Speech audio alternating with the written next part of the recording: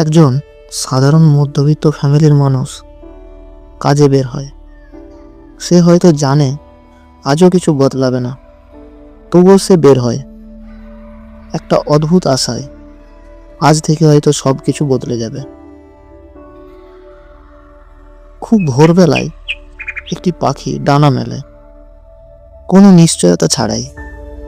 সে এটাও জানে না আজ কি সে খাবার পাবে, তবুও সে ওড়ে, কারণ প্রকৃতি তাকে একটা কথাই শিখিয়েছে: চেষ্টা না করলে বাঁচার সুযোগও নেই। এই পৃথিবীতে টিকে থাকার একটাই বিশ্বাস, হাল ছাড়া যাবে না। কল্পনায় বিশ্বাস করে যারা হাল ছাড়ে না, তারা হয়তো সব জেতে না, কিন্তু তারা কোনোদিনও হারিয়েও যায় না।